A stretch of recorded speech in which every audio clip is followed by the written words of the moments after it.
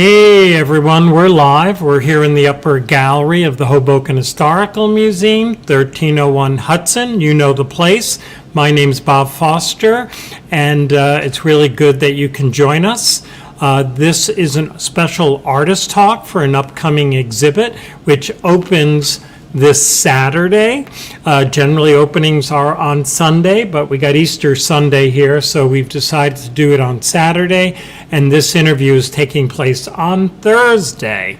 The name of the exhibit is Yard Marina, and it's watercolors by Patrick Neill, and I'm happy to say that Patrick is right to my left, and we're going to have a really interesting talk, I believe. And so welcome, Patrick. Thank you. And I always like to make a comment about the background that we're using. And could you talk a little bit about where we are in the background? Okay, that's a studio at 600 Palisade Avenue in Union City. It's on the fourth floor. This studio is on the fourth floor. And these are my artworks on the wall and my mess.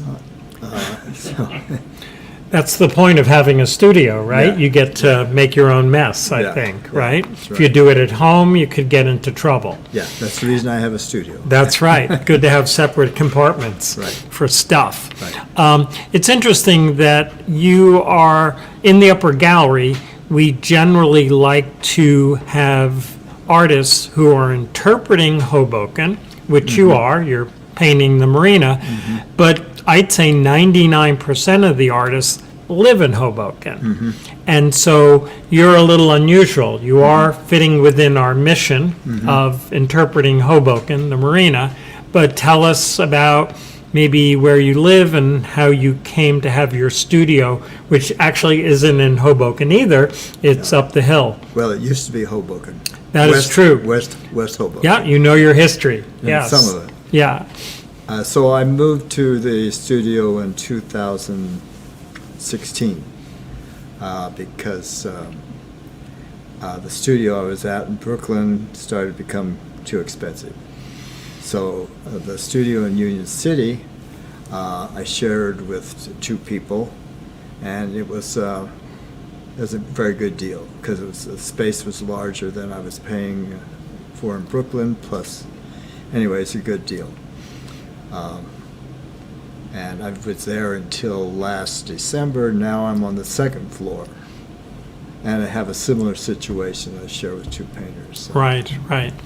And so in a sense, you're living in New York City? Yeah, I live in New York City. How long have you lived there? Oh, since 1971. Wow.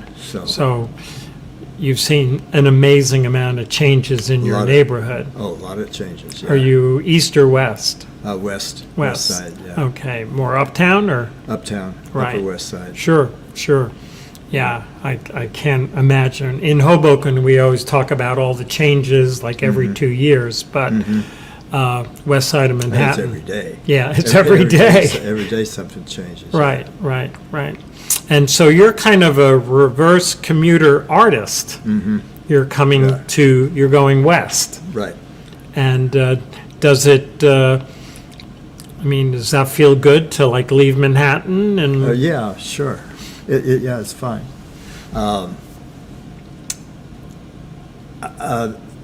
During the pandemic, so a lot of things changed with the commute, and I took to walking a lot. So I walk from the PATH station, down at the Hoboken Terminal up to the Palisades. Right. So that's a plus. It takes longer, but it's and I enjoy the walk. Hoboken's a beautiful city. It is. Yeah, it's like walking in the early 20th century. With Oh, buildings, interesting. Yeah. So whenever I speak to someone who is either visiting New York, who lives in New York, and they talk about coming to Hoboken, they talk about how quiet it is. Well, yeah. But relative to New York. Yeah. But generally, if you went around and asked Hobokenites, like, what's your biggest issue, probably in the top three would be it's so noisy. So it is all relative. Right. Kind of interesting that way. Yeah. So tell me a little bit about the Yardley building. Well, the Yardley building, of course, used to be Yardley Soap. And then it was taken over over the years. There was a way I understand it, an electrician bought the building, and then he somehow got elbowed out of the building and was taken over by a real estate company. And they have various properties in Hoboken, and they own the Newman Leather building. Oh, it's the same group, yeah, right? The same group. Sure. So it's they apparently somebody wanted to build on top of it, but the footing wasn't strong enough. So that plan is on hold. That plan's on hold. So which is good for everyone in the building now. it's good for everyone in the building. Yeah. Right. Yeah, because there's studio space is like scarce now. Sure. And it's become more scarce because the tech companies, Amazon and so forth, are gobbling up warehouse space. So Interesting. it's Yeah. become good studio space has become scarce. Sure. And like you said, that at one time that area was known as West Hoboken, and I don't know the exact years, but we'll say in the 1920s, the two towns, Union Hills and West Hoboken, became Union City. But it was a separate municipality, and we get phone calls all the time, someone trying to find out about their grandfather who was born in West Hoboken, and they assume that it must be part of Hoboken. Right. But it's not. Right. And then the other issue is that when they consolidated and became Union City, they changed all the street names. So 8th Street was formerly, let's say, Oak Street or something like Right. that. So Right. it does make it a little hard to research Right. on there. Uh-huh. And, like you said, the building looks like a little worn and torn, but it's actually perfect for artist studio Yeah. space. You got the light, Yeah, excellent. for sure. And how's the heat? Heat's good. Heat's good. Yeah, every studio or thing has a space heater, a gas space Up in the heater ceiling. Up in the ceiling, yeah. Right. The studios that I have, both of them, are on the northwest. So I have the good north light. North light is Yeah. classic. Yeah. How could you explain why is North light good Okay, for an because- artist? Because it doesn't change throughout the day. It stays relatively constant. And it's not as intense, Right. which is good because an intense light will burn out the colors somewhat. So, Mhm. and more reflection. There's a lot of things. Right. I guess the classical painters would always have gone for The north light. north light. It's even no nose shadow. Yeah. No direct sunlight. Yeah, no dramatic changes in. Sure. In Right. So if you started a portrait session, you could sort of continue it and Yeah. almost get the same light, and that goes back for Yeah. centuries. Now on this is the south side. So on this side, the sunlight's very bright in the afternoon. So if you're going to do a portrait, you're going to have it's going to be strange. Right. Right. So some of the painters actually both people I shared with on the 4th floor and the 2nd floor, they like to put up curtains and regulate the light, and I don't do that. Right. So I can see curtains in the 2nd floor above the loading dock there. Yeah. So It gets pretty warm on that side of the building. sure. And just I always get curious about buildings. I think I was in this building a couple times to visit Peggy McGeary, who I mentioned her. She was a Hoboken resident that people knew. She Yeah, had I knew- probably came I knew here her. in the 60s or 70s. Yeah. And unfortunately was killed in Yeah, I a know. car truck accident. Yeah. She was on her bicycle Uh-huh. close to Washington Park on Right that there on the corner, intersection, yeah. right on the corner.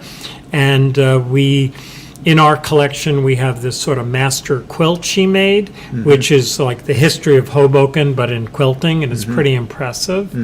And we did have a memorial service for her downstairs, and it was really well attended. In fact, your friend who helped you drop off work had been there, James, yeah. And I made a reference that they put up a memorial bicycle for her close to where she was killed, and I thought it was gone, but we drove up today, and it was back. It's back? Yeah, I'm not sure if it's the Well, same bike. Well, I didn't know about it disappearing this time, but I had noticed a couple of years ago that it had been taken away and then replaced. And Right. put back up. Yeah, they were doing some construction on that, like a light or something. That's a very difficult corner because there's a tree right there on the corner, and you can't see anything till you're right there on the corner. Yeah, no, it's So it's that and the intersection below, closer to the high-rise building, are the worst intersections in Hoboken, I think, except if you're trying to cross the highway at the Holland Tunnel. That one's a little worse. Right. Anyway, just putting the building in context and so on. So, tell me about you're retired from profession. Tell me about your profession. as a carpenter, I did shop work on architectural woodwork, because it's cabinets and one thing and another. And then I transferred to doing installation, which was much more interesting because every job is different. I shouldn't have interrupted, but I see Frank Hanovan, who's a good friend of the museum, said he's glad to hear the ghost bike is back. Right. Frank is a big biker, and Peggy's death actually affected a lot of people, who know her. So I'm sorry, you were talking about doing the installation? Installation of the architectural woodwork. Now that entails all woodwork. It's the trim that most people are familiar with, the jambs, paneling, cabinets. It's all interior woodwork. So pretty specialized within it. It's specialized, yeah. It's interesting because every job is different. In the shop, it gets kind of routine. You can only cut so many cabinets and before it becomes boring. Sure, But sure. it's never boring on doing the installation. In Weehawken, we have Dykes Lumber. Would you ever use them for molding, or they had other shops? We made our own. You made your own molding? We made our own That's old molding. school. Yeah. Right. And so how many years were you involved in that? Altogether, 18 years. Okay, sure. Yeah. And did you mentor under anyone, or a family was in this type of work? No, I had a shop of my own making stretchers for painters and people who restored paintings.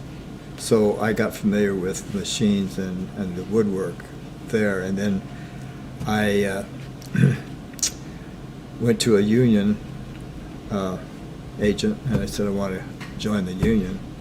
He says, well, we'll see if you can do it. I'll send you to a shop. Right. And so then I was in the union. You can't do that anymore. Sure. Because they suspect corruption, one thing or another. Right? Okay. So, and then I saw that you were affiliated with a museum? Yeah. I was the foreman of the carpenter shop at the Metropolitan Museum for 2 years. Wow. So if they had to make platforms and things like that for exhibitions, or? Yes, we did that. Right. Yeah, platforms, the stands for sculptures. Sure.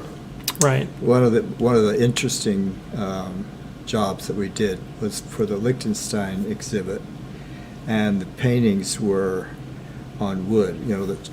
They were on wood. They had wood frames. And they had in Europe, they have a lot of worms that eat up the wood. Oh, wow. So we had to put them in cases with plexiglass so to protect the artwork in the museum. So it was that because the wood wouldn't really support things anymore, or? No, it's because they didn't want the museum's artworks to get the bugs in them. So they tried to exterminate them. The only thing they found that would exterminate the bugs was the worms was radioactivity. They put it, they nuked them with X-rays.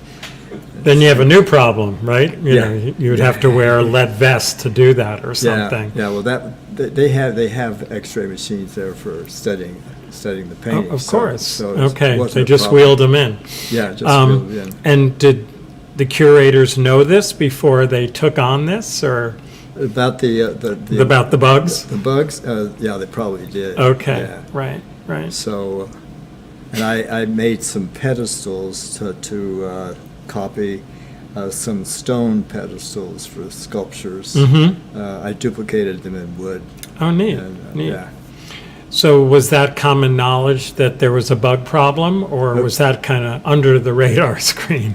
Well, for the people in the museum, I'm sure they were aware of it. Right, but I meant visitors. There wasn't. Oh no, like, they didn't know. But Yeah. it's interesting because in one case, you see a little pile of soda. Yeah, where's that coming from? Yeah, well, And- it's that they didn't get that bug. So Right. Most of them. Okay. most So of them you were okay. sort of a combination Metropolitan and Museum of Natural History Yeah, with the bugs. a little bit of both. Yeah, that's pretty cool. And what's it like working for the Met? Probably one of the most prominent, famous art museums in the world. Well, you see it,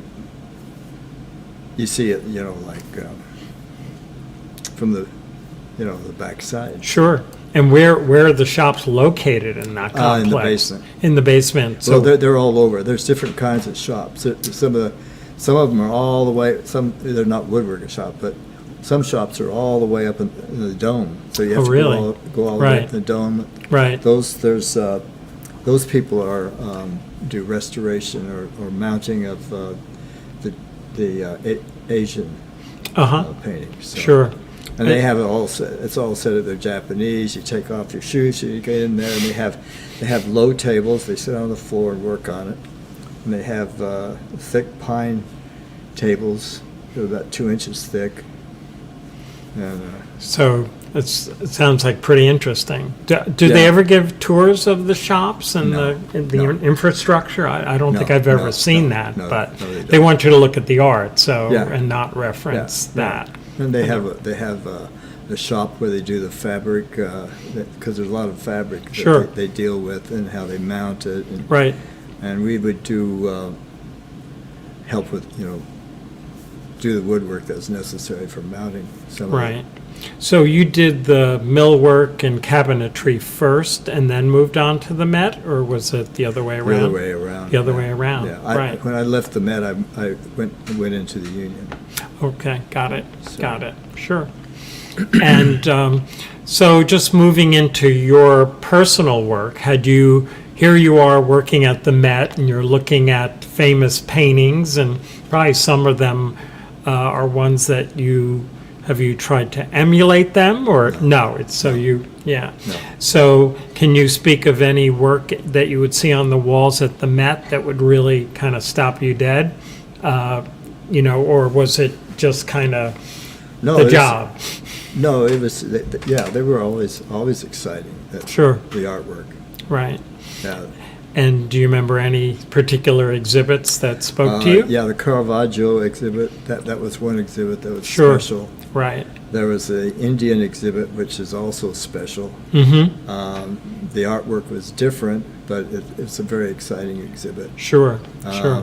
There was a Maori exhibit. That was the exhibit I worked on, the first thing I worked on, where they had the Maori from New Zealand, the indigenous people from New Zealand, and their artwork. Right.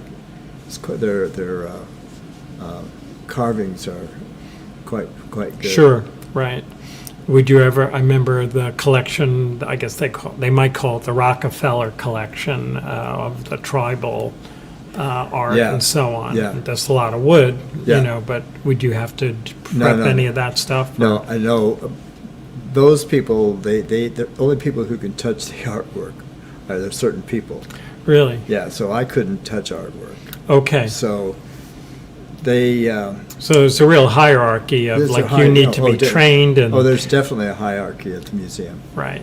So at the Liechtenstein exhibit, the curator wanted things done. I guess the people who were supposed to, the frames, all the frames are artwork too. Sure. And for some reason, they brought the frames down to me to make modifications. So I did it once, and I said, "Look, I know I'm not supposed to touch these." So anyway, so then they didn't bring them down to me anymore. Okay, Yeah, for some reason they brought them to me. So, okay. like they wanted the rabbit deeper or something. Uh-huh. And the thing about old things. The rabbit is what? The way That's- a wedge is in the back? No, or? that's it's like a L shape, a negative of an L shape. Okay. It's that the painting fits inside Mm-hmm. that lip. Okay. And that's the rabbit. Sure. And the thing about old things is that they didn't have,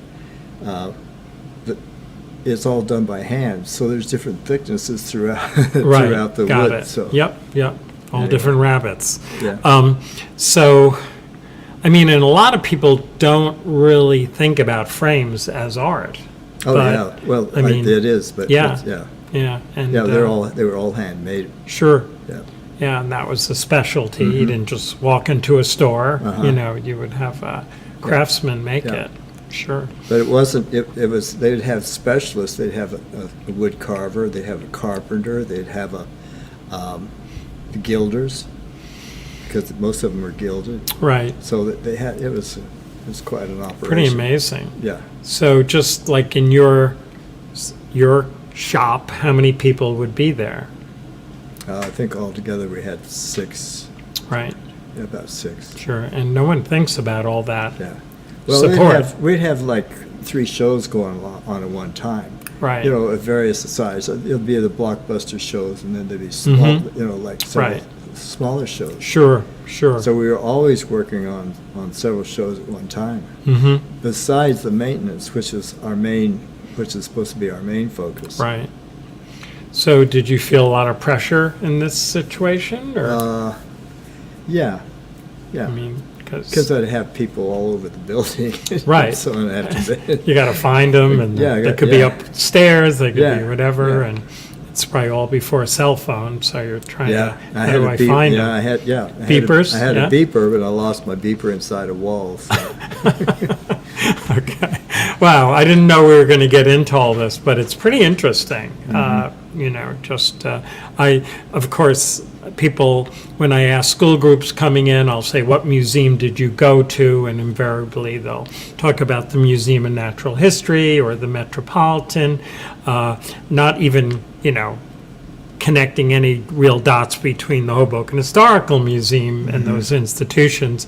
But I always joke that, when you come visit the museum, you'll have a good experience because we're kind of almost like a chamber of commerce and, welcoming. But in terms of size, we're a blip.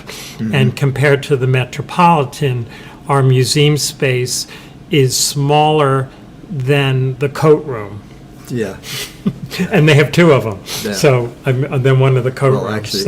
actually, they have 3. Oh, 3. Okay, I never saw the 3. There's 2 on the upstairs, and there's 1 downstairs. Okay, didn't know on there. So cool. Well, they've been closed since pandemic. They don't have them open on the first floor. Okay, the coat racks. Coat rack. Okay, gotcha. Well, maybe they're open now. I They don't could know. be. They could be.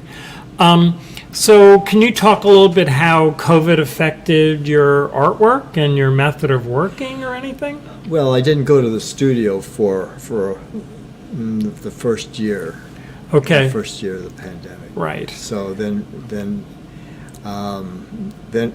it affected my commute. Mm-hmm. So I did artwork at home, Right. which is it's different. Sure. Yeah. Sure. Different. Got to clean up.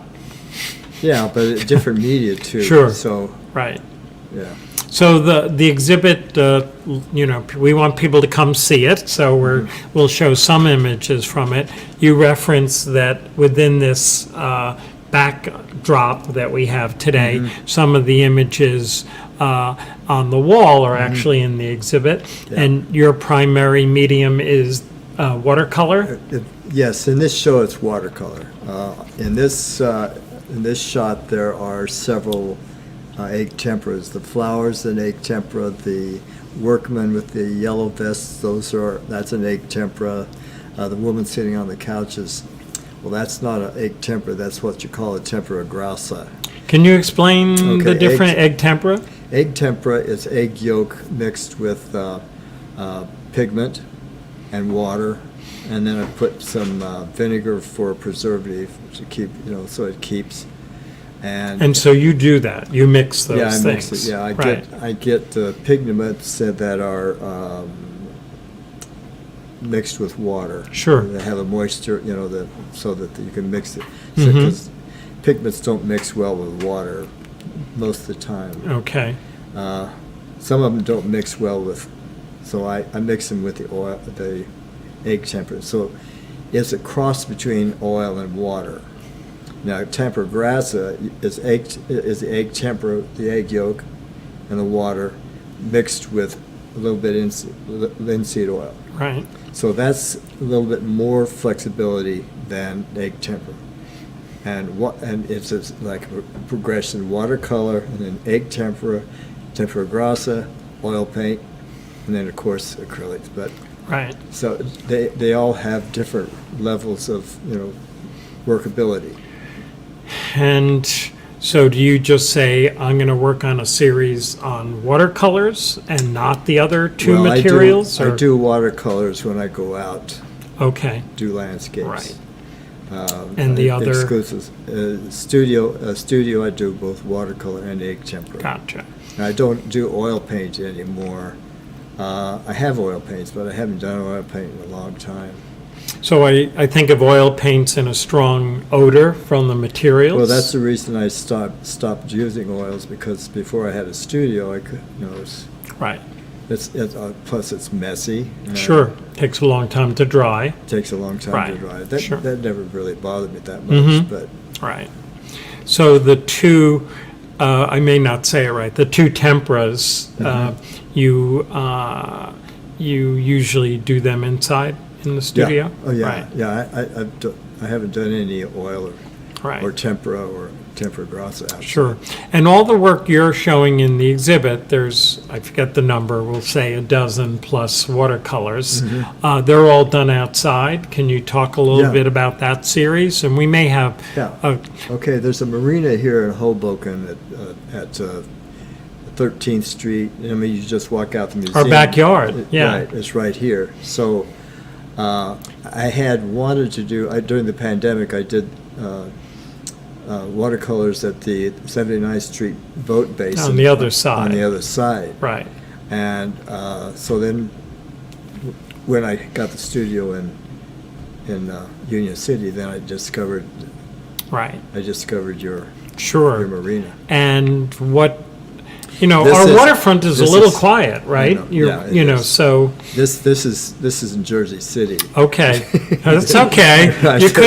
You didn't have to tell us that. I know. Well, I go to both places. The Trader. No, just the Liberty State Park Sure. marina is much larger. Yeah. So I go there sometimes as well. Sure. Yeah. Yeah, it's actually a great marina. I'm gonna get a G-Clee of this one. So maybe next week Uh-huh. I'll have that in the stand for people to Sure, buy if they sure, wish. sure. So, just why the marina? Why not just the waves or? Well, the boats get it more interesting. Of course. Because of composition. Mhm. The painting water is interesting because it changes. Now, water reflects the light, doesn't have any color. So whatever colors is reflected. It's reflected color. All color is reflected, but Right. but with water, it's different, and it's always changing. So. Good point. So Yeah. it makes it very interesting. The water can appear yellow or black or gray or blue, Sure. violets. I mean, all different colors. Right. Depending on What it's reflecting off of. whatever it's reflecting off. Of. I've always thought when I look at the Hudson River, if you don't have too much, anything reflecting in it, it's kind of dreary. Yeah. There's not much going on. No. But the light from the sun or the end, Yeah. the end of the Yeah. day could change that. Oh, yeah. And then, like you said, boats, the color of the boat can change it going by, Oh, yeah. things like that. Outside, the light is always changed. The color's always changing. Sure. I like going when it's partly cloudy because if you have full sunlight, it tends to wash out the colors somewhat. Right. And if it's partly cloudy, you get some really interesting Sure. colors. It's a little different, but kind of like that north light thing a little bit. Yeah, a You little you bit, don't yeah. get that harshness. Yeah. It's more flattering, I guess, on there. Cool. And so how long did you work on this series? Oh, this, let's see, September and October. Okay. Maybe since it started- last year. I started in August, I think, but Right. most of them I did in September and October. Sure. I think the way we connected is Bill Curran, who is also an artist Right. and associate here. I said, Bill, if you know anyone doing work that's, interpreting Hoboken, let me know. He goes, well, there's this guy out there by the marina who's painting watercolors. And do you paint standing up? Sometimes. Right, Yeah, and sometimes. he mentioned that. Yeah, well, You that know. one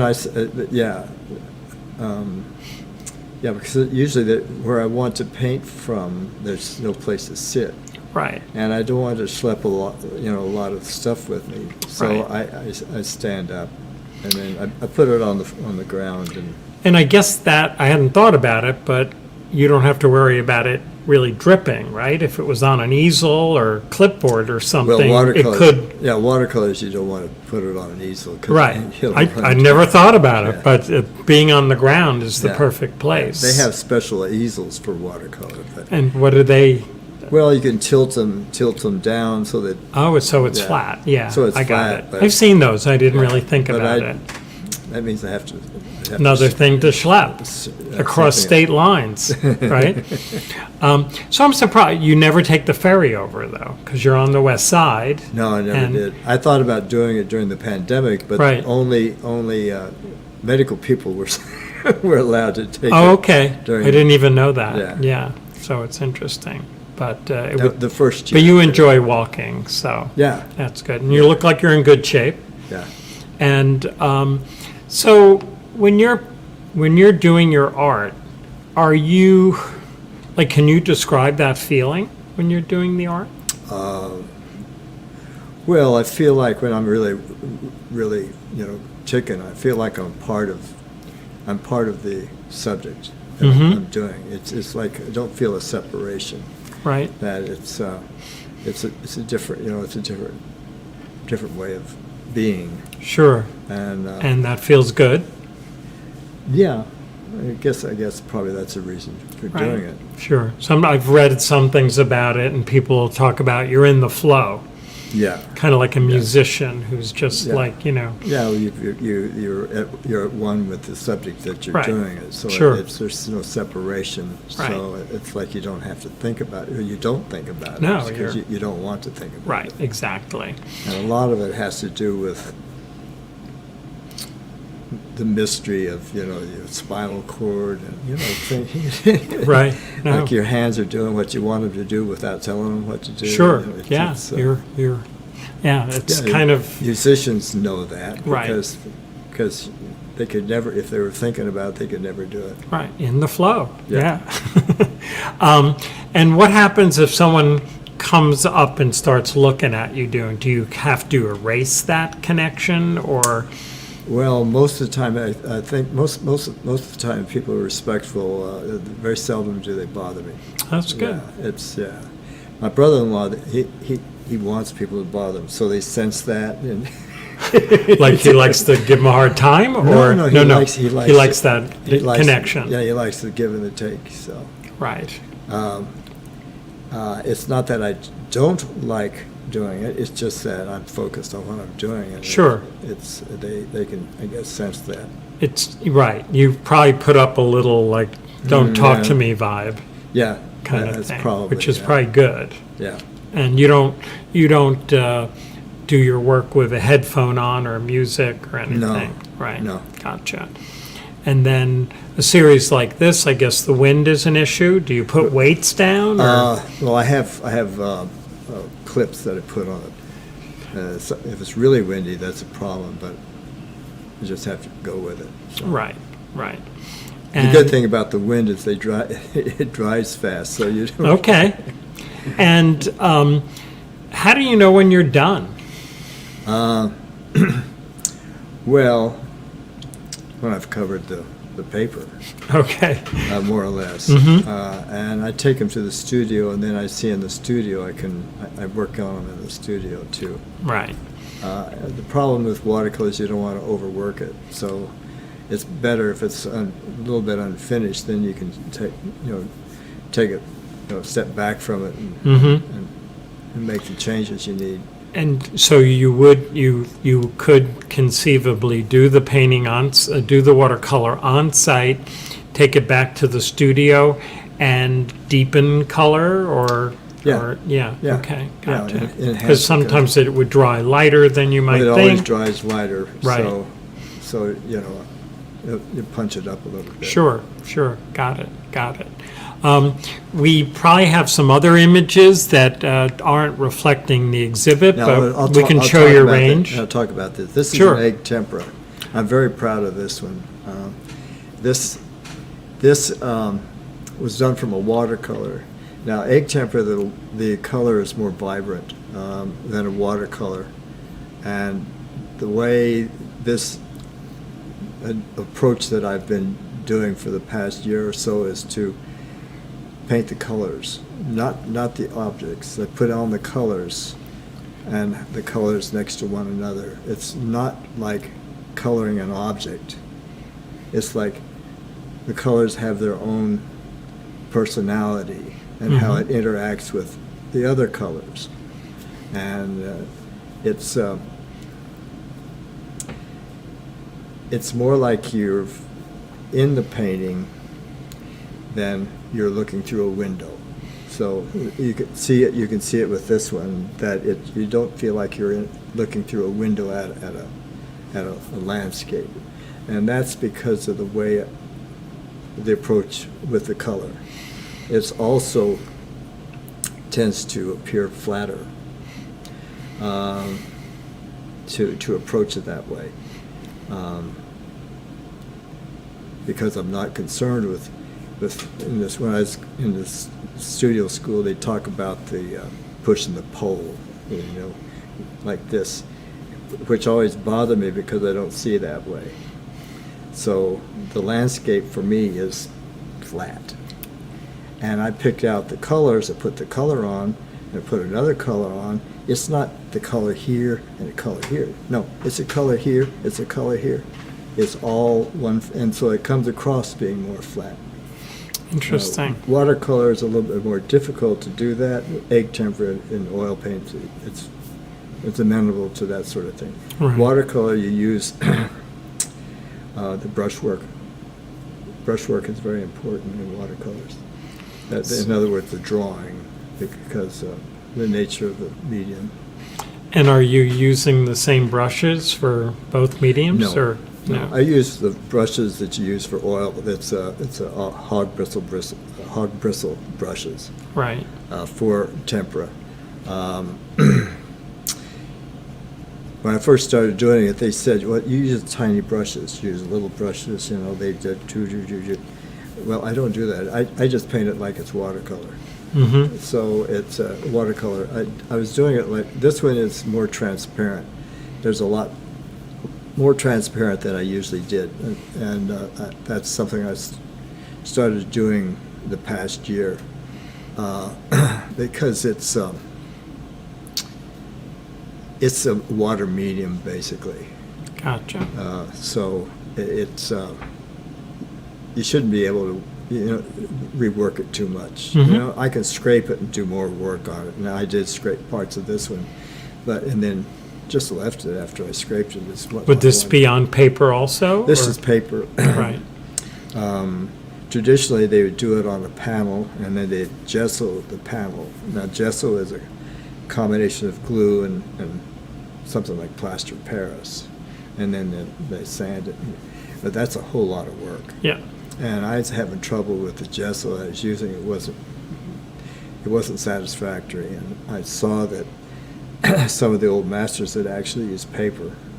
That Raphael had done what they call cartons for tapestries, and he did it in panels on paper. And the carton is like 20 feet long, and he had all these small panels and each weaver would have his own little panel to work from, but it was all on paper and mounted on canvas. And this is like 500 years old. Right, worked for him. Right. Yeah. But another thing about egg tempera is this is going to look the same in 500 years. Wow. Oil paint, it gets dark, and it's difficult. Interesting. And so you would never really paint from your imagination. You're an on-site person. But I have done paintings from my sketchbook, from sketches, and some of them on the wall in the studio. The workman and that was a number of more from sketches, yeah, right? Number of sketches. Yeah. Sure. And would you remember what time of year this is? Yeah, this was. Where are we? We're not in Hoboken. We know that. January. January. Yeah. January this year. Okay. It's in Harriman State Park. Beautiful place. Yeah. Definitely. Okay. And I guess. Okay. So this is watercolor. That's watercolor, yeah. Right. And this is the technique I just talked about, painting the colors. And this is something I found very interesting. When you paint an object, I always have to, what do I do with the background? I don't worry about the background because the background's got a color too. So I paint colors, I pick out colors in the background, and I don't worry about backgrounds anymore. Gotcha. But it's got a contrast a little. I've got the right? contrast, because the colors are there, different colors. It's just, these are these beautiful gourds I picked up last fall. Mm-hmm. And would you do this at home, or would This I did in the studio. In the studio. Yeah, I did some at home.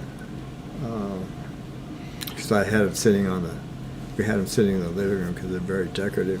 Right. And you would do this watercolor in one sitting, in a sense? Yeah. Right. Yeah. I think I did. Yeah, I don't think I worked in this. I might have done some touch-ups later, but this is basically one sitting. Right. It's funny. I really like the background, just the way it's abstracted. Yeah, good. Yeah. And it makes you work a little to try to figure out things. Well, you can see that this is flat. You don't see like there's a depth in here, Mm-hmm. and that's because the way I used the color. Right. And I wasn't concerned with the depth because it's I'm not trying to duplicate what I see. I'm trying to make a painting. Sure. It's the experience of what I see. You speak really well about the work. And is that something that you always could do, or No. you've developed over time and I guess classes? I developed over time. I developed over time. Okay, cool. This is also Harriman, so you can see this is also flat. Yeah. Yeah. And so, what is in the foreground? This is the same day as I did the Oh, wow. watercolor for that. That was Harriman, the waterfall. the waterfall. It's the same day as 28th of January. Okay. Yes. A good day. Good day. Yeah. Yeah. That is in December. Mm-hmm. Yeah. I did a couple of nice watercolors this day. Right. Yeah. So, does the temperature affect the watercolor Yeah, process, it or freezes. you're like squeezing that tube, or No. I have antifreeze? No. I have cakes of watercolor. But Okay. Sometimes they'll freeze. See this Right. this spot right here. That you can see that Little it gets frozen. gets icicle. Yeah, some of them, it wasn't really that cold that day, but sometimes it's. Right. You're probably thinking where you're going to set up. Yeah, It's yeah, like, it's- where am I going to be in a half hour? Yeah, yeah. I'd be so stiff I won't be able to stand up. Right, right.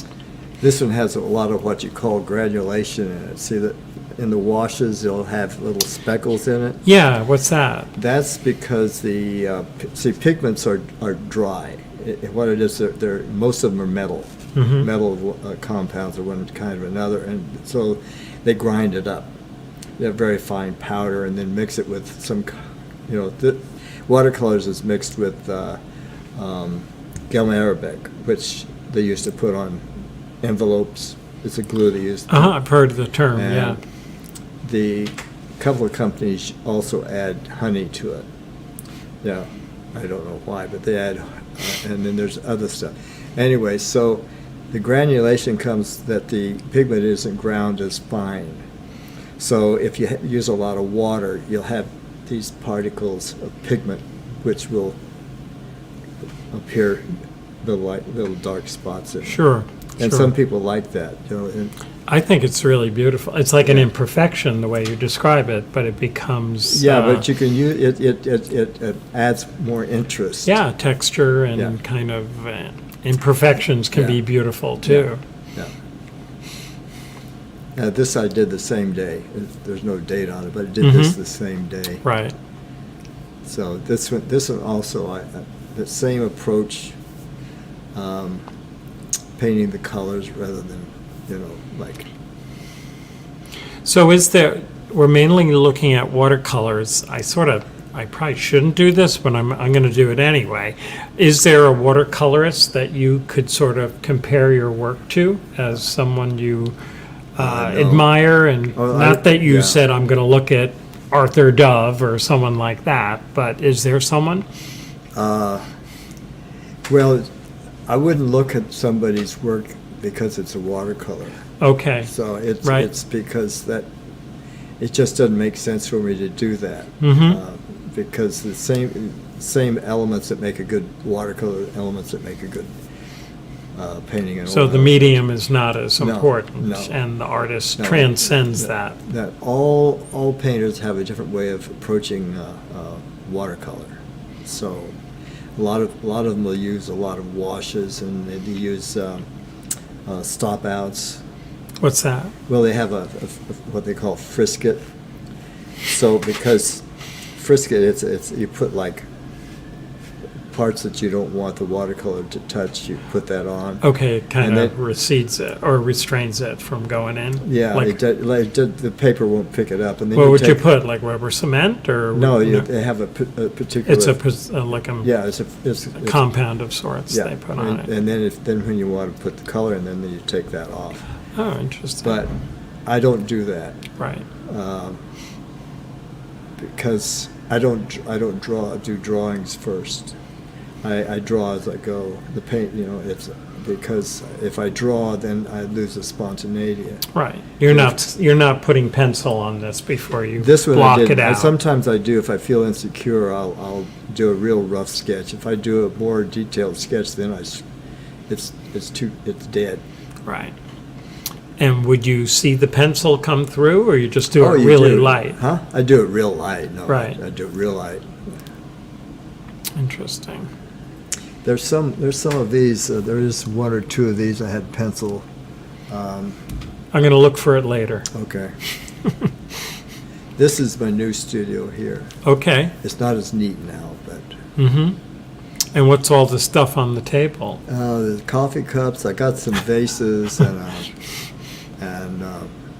yeah, a few vases. Yeah. Okay. And are those the old radiators? The old radiators, yeah. which don't work. Yeah. But if they did, you'd be pumping heat in there. Yeah. Yeah. This one is that's last fall, Uh-huh. maybe October or November. Right. Yeah. I've done this particular scene several times. It's kind of interesting. This is looking across Route 17. Mm-hmm. If you know anything about, this is the one that goes up to the. through the Catskills. Right, right, right. It's beautiful. I love how it recedes out. And that's Route 17 down there in the lower left. So And you're this not is- driving, right? No. And so this is Sloatsburg. Sloatsburg is over here on the right. Uh-huh, sure. So I guess I have to ask, do you ever do watercolors in New York City? Do I? It's a lot going on. I did at the 79th Street Boat Base. Oh, right, I did which that. is sort of like a separate, Yeah, well, during entity. actually during the pandemic, I did a lot in Riverside Park. okay, sure. A lot of watercolors in Riverside Park. Uh-huh, right, This is in New Jersey also. uh-huh. So I might get a print of this one. So beautiful. Yeah. This is. I love the water. Yeah.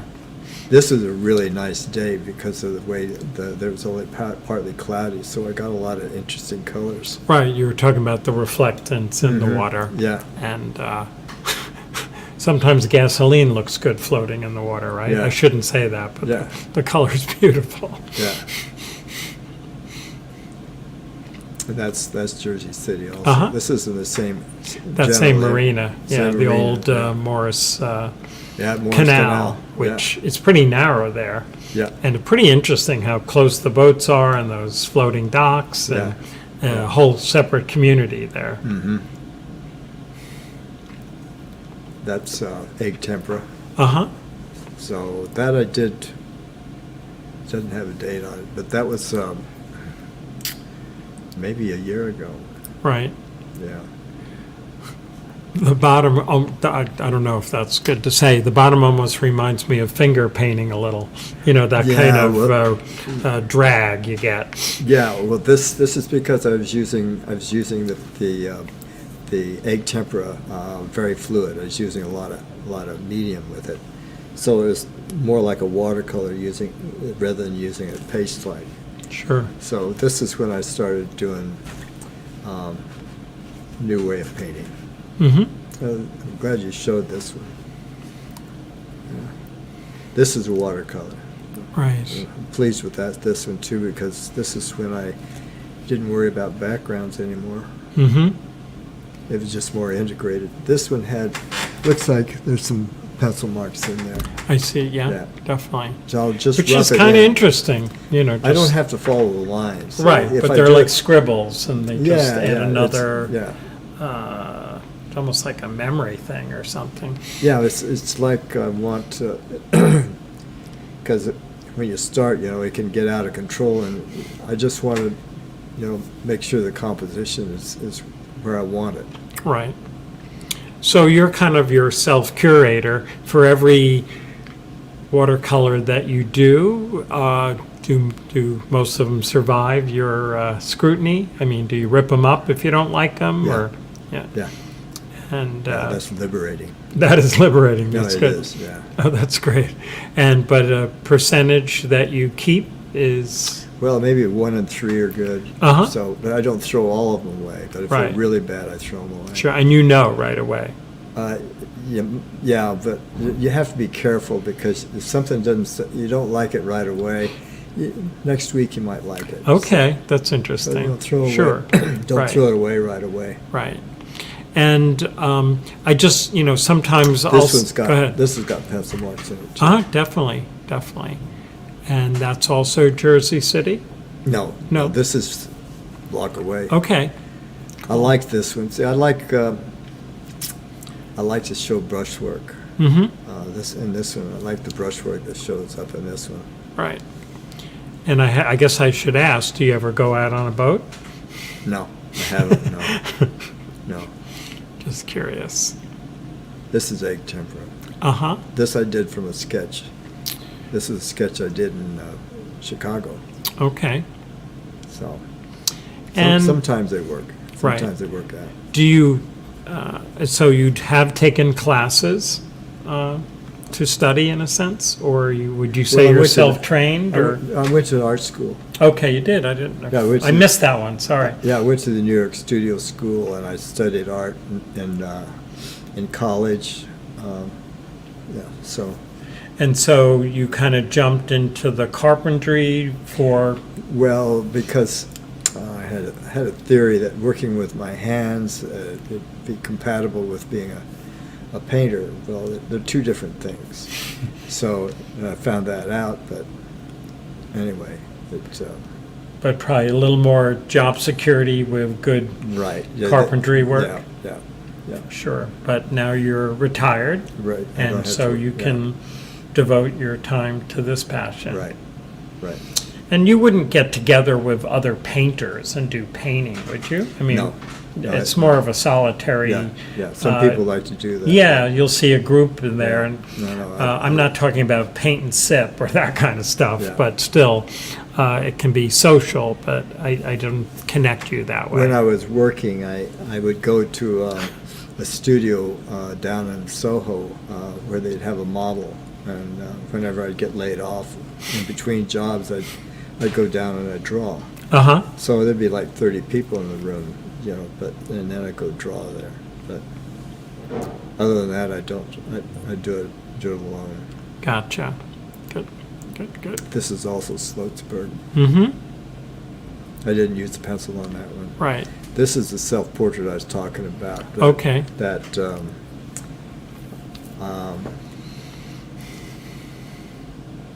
I used that approach with this, with it, picking out painting the colors, Mhm. rather than painting a self-portrait. Right.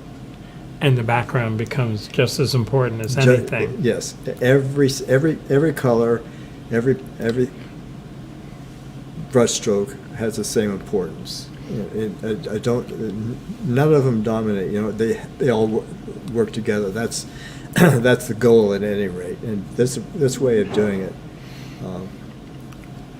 It's interesting because it's like all abstracted to a certain degree. If you think of other mediums like photography, they'll have depth of field, so you really focus on, let's say, the foreground or the background. But you're saying it's all the same degree of importance. It's all the same. It's because when you look at something, you focus on like the microphone. That's what you're focused on. But then there's something back there. There's a background. Well, when I paint the microphone. I paint colors on the microphone, and then there's a color over here. I paint that color, but that color is not back there. That color is on the same level here. Right. So that's how it comes out. So that's the reason it appears flat. It's because I'm focusing on the color here. I focus on the color there, and it's not like I'm changing my depth of field. I'm seeing a color, and I'm focused on it there. So I'm not, that change of focus doesn't appear in the painting. If that makes any sense. No, I mean, I haven't heard too many people speak about their process as well as you have. When you're painting, but you're not really thinking about those things, are you? No, I do. I think about, I'm going to paint that color there, and I'm going to paint this one, and then there's a color over here I'm going to paint. Well, I do. I think about, I'm going to do that. But the thing is I'm not thinking about the color of the table. That's that's something different. And I guess that's the way I used to think. Mm-hmm. And but I've also often thought in these terms that I paint a color here and I paint a color there.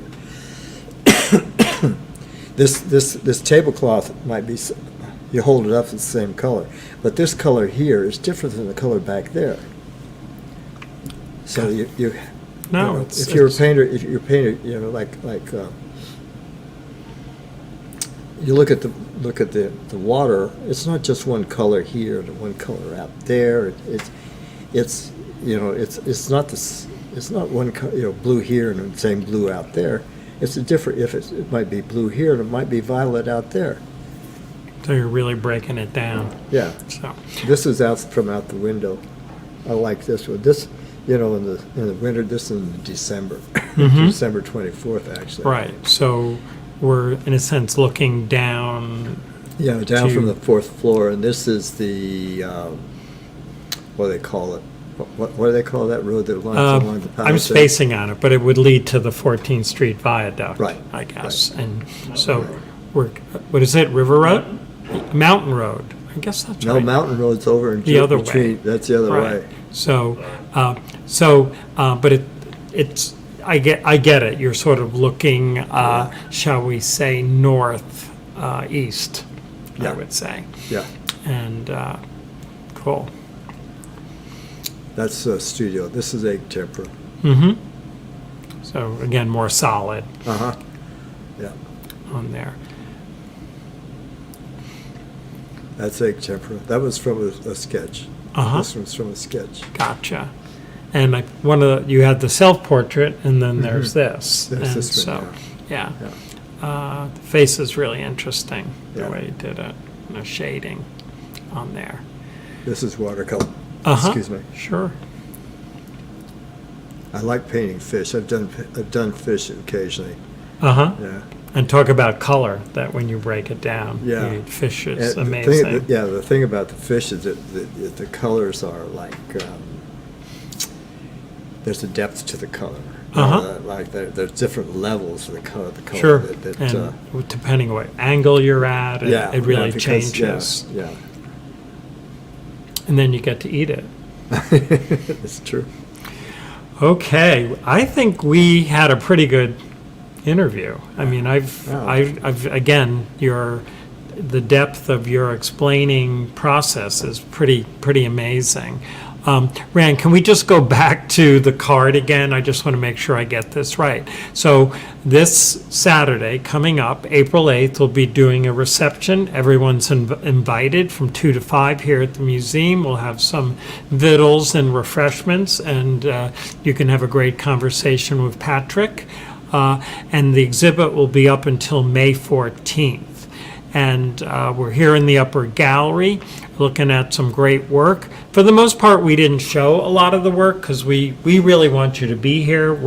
We don't want to be a totally virtual museum. We want eyeballs in the museum. So Patrick, thank you so much. Did you enjoy it? I did. Yeah, Okay, yeah. good. You got a chance to talk about a lot of things. So we're just going to do a little wrap up and thank some of our sponsors. Hudson County Cultural Arts and Heritage Affairs is the main There's sponsor. Go ahead. Something I wanted to say. I wanted to thank New Jersey for this opportunity to. Sure. And the museum for giving me the opportunity Oh, to show no. my work. We welcome New Yorkers.